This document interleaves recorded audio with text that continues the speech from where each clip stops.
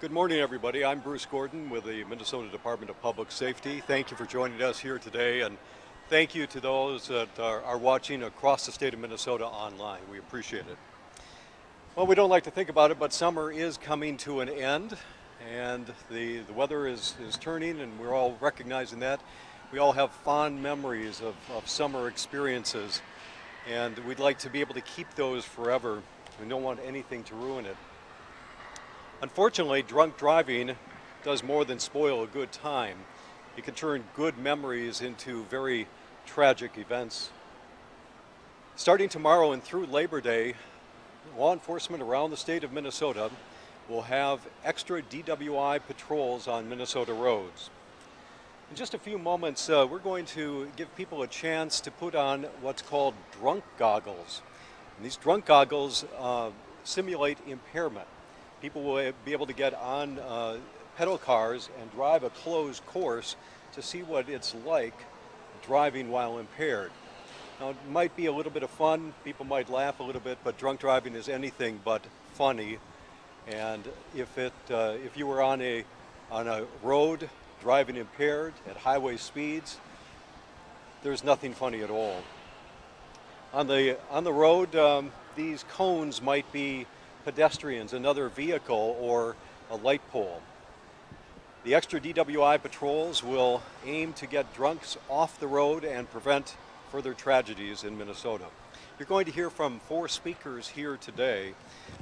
First of all, Donna Berger, who is the director of the Office of Traffic Safety at the Minnesota Department of Public Safety. Sergeant Joe Steiner, Steiner, from the Maplewood Police Department. Dr. Michael McGonigal, McGonigal, a trauma surgeon from Regions Hospital. Lieutenant Tiffany Nielsen from the Minnesota State Patrol. And before we begin, I'd like to recognize the State Patrol troopers and the officers from Maplewood, Maple Grove, and St. Paul Police Departments who are here today to help with the demonstration. Donna Berger. Thank you, and good morning, everyone. There's still time to celebrate summer, and as Minnesotans, we take advantage of this short but wonderful season and hit the road. As we approach the Labor Day holiday weekend, families will be heading north to their cabins, taking that final road trip before school starts, and meeting friends and family at the state fair. And while we don't have to worry about ice-covered roads and snowstorms yet, the roads are still quite dangerous in Minnesota during summertime. That's why we call the time between Memorial Day and Labor Day the 100 deadliest days on Minnesota roads. That's when we have the most fatalities, is during the summertime. The weather is good, the roads are dry, and unfortunately it can lead to bad driving behaviors behind the wheel. And unfortunately that can lead to tragic results. The Labor Day holiday is the second deadliest major holiday. In the last 5 years, 5 crashes and 3 injuries per hour. Because of the summer travel risks, it's important for Minnesotans to stay committed to planning a sober ride. To help keep us safe, more than 300 law enforcement agencies from around the state will be participating in extra DWI enforcement starting tomorrow and running through Labor Day. Federal funding from the National Highway Traffic Safety Administration will be paying for overtime for officers, deputies, and troopers, and their main focus will be getting drunk drivers off the road. There's no such thing as being okay to drive. You're either sober or you're not.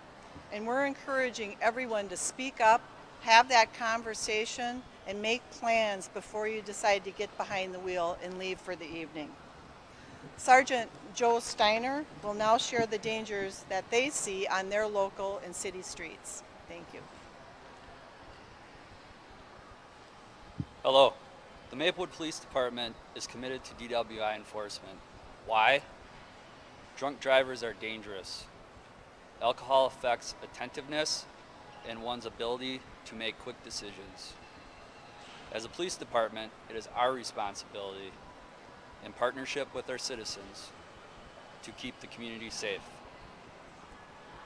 In 2013, there were 25,719 DWI arrests in Minnesota.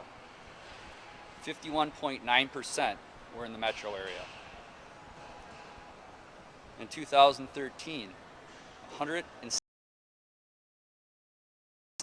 attributed to drunk driving.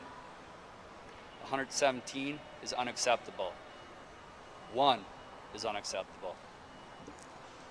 Drunk driving excuses that we as law enforcement officers commonly hear in our common responses to them. I'm just going down the street. Walk. It's not that far. I need my car for work in the morning. You're not going to make it to work in the morning if you're in jail. I couldn't get a cab. Plan ahead. You're an adult. My kid is sick. I have to get home. Find a ride. You're not going to make it home to take care of your kid if you're in jail or if you're dead.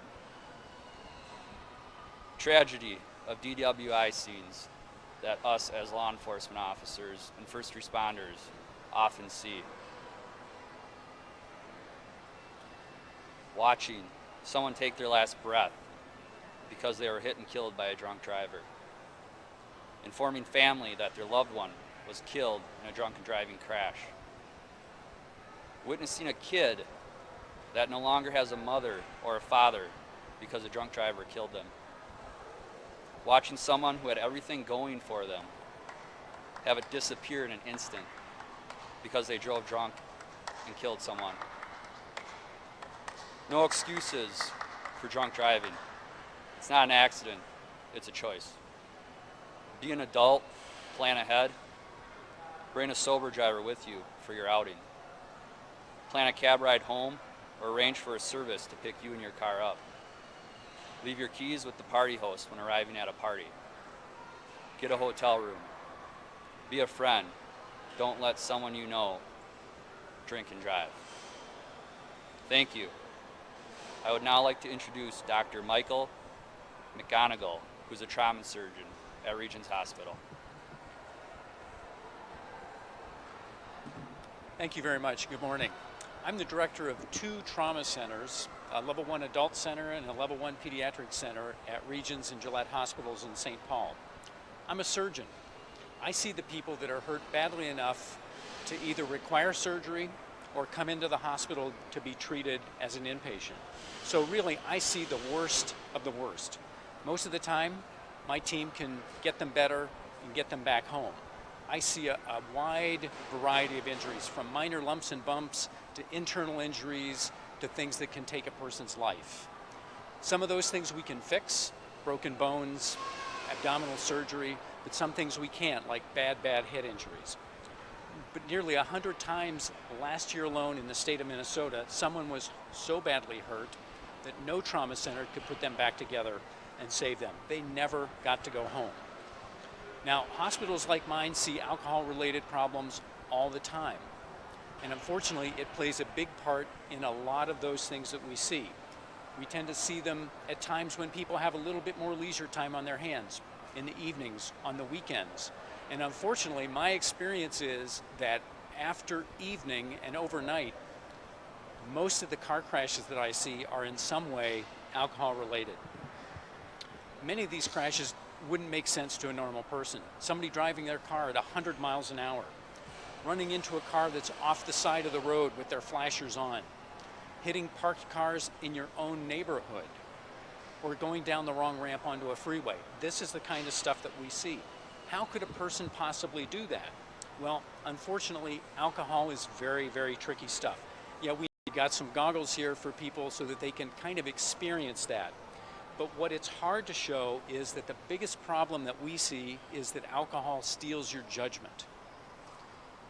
You never realize that the decision that you just made, or that one that you're just thinking of making, doesn't make sense, that it's a bad choice. Oh, I'm going to kill myself tonight in my car or seriously hurt somebody else. It always gets back to that judgment thing. One drink will raise your blood a little bit, certainly not over the legal limit. even realize that their judgment is already gone. That's what's so frightening to me about this problem. So how do we address it?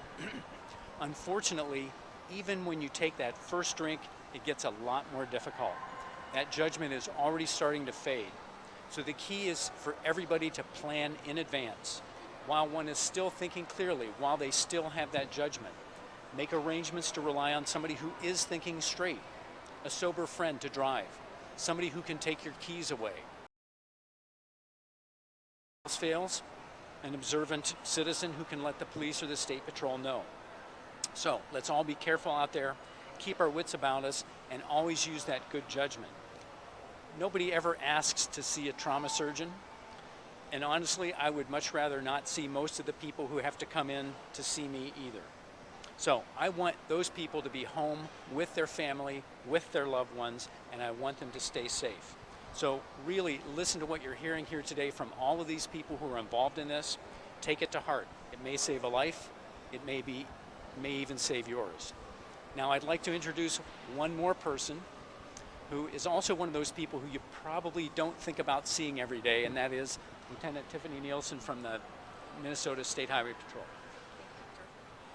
Hi, my name is Lieutenant Tiffany Nielsen, Minnesota State Patrol. As a state trooper, I've arrested hundreds of drunk drivers over my career, and I can tell you the first thing that goes with alcohol impaired drivers is judgment. I agree with the doctor 100% that one drink of alcohol clouds your judgment. After 2 or 3 drinks of alcohol, you're not fine to drive, and you might feel like you're fine to drive. Every single DWI I've arrested over the years is a person who feels humiliated. DWI is a very humiliating crime. Drivers often are in tears while they're in the back seat, but I can tell you they're fortunate. They're lucky that they were not involved in a fatal crash where they were killed or killed an innocent person on one of our roadways. Every single one of us, your parents, your children, your spouses, everyone has the right to get home safely, and by using alcohol, you're infringing on the safety and the rights of other people. Drivers need to make good decisions. If you plan on going out with friends and family and someone's going to consume alcohol, you need to designate a sober driver, or you need to designate that someone's going to have the ability to pick you up and drive you home, or you have the financial means to call a cab or take a bus. All of us are part of the solution here. All of us are part of making the right decision, and every single one of us has absolute control over ourselves. We can't control every other driver, but as a whole, if we all participate in making good choices, we can eliminate death on our roadways. Fortunately, we've seen a reduction in the last 5 years of DWIs. It's dropped about from 40,000 annually to about 25,000 annually, which is promising, but that's still 25,000 people that are arrested every year in Minnesota for alcohol-related driving, and we all know that it's dangerous. So what we want to have an impact on is this last 25,000 people in our state who are making these decisions and putting us all at risk. So what we're going to see now today is we're going to give you an opportunity to view how drivers look in an impaired driving situation. We're going to have a course set up where drivers can operate this peddle vehicle sober and also operate it with a fatal vision goggle, which will simulate alcohol impairment. And the things you're going to see in this is you're going to see them not able to maintain their lane. They're going to hit curbs. They're going to hit cones. They're not going to be able to gauge the distance. They're not going to be able to maintain their speed. And those are all things we see in alcohol-impaired drivers. The other thing you'll have the opportunity to do is run through some field sobriety tests with officers that we have here from various agencies that are actually certified instructors. They'll show you how to do the test sober, and then they'll let you do the test with the impairment goggles, and you can see how quickly you're unable to multitask, to handle the different things that you're doing in the field sobriety test, and that correlates to multitasking all the things you have to do when you're operating a 6,000-pound motor vehicle.